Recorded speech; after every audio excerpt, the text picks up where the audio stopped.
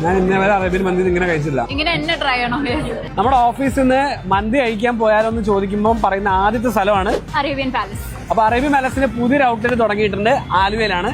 ഇവരുടെ മന്തി ഭയങ്കര ഫേമസ് ആണ്. But today we are here to try the platter. എരിപ്പെരി അൽഫാം മന്തി, ഇത് നമ്മുടെ ബീഫ് റിബ്, നമ്മുടെ സ്പൈസി ചിക്കൻ മന്തി, ഇതാണ് നമ്മുടെ സ്പെഷ്യൽ മന്തി. നമ്മുടെ അറേബ്യൻ പാലസിന്റെ സിഗ്നേച്ചർ ഡിഷ് എന്ന് പറയുന്നത് ഇതാണ്. പിന്നെ നമ്മുടെ ഇത് നോർമൽ ചിക്കൻ മന്തി, ഇത് നമ്മൾ പുതിയതായിട്ട് ഇൻട്രൊഡ്യൂസ് ചെയ്ത് നമ്മുടെ മലായി അൽഫാം മന്തിയാണ്. ഇത് നമ്മുടെ അൽഫാം മന്തി നോർമൽ, ഇത് ഹണി ചില്ലി.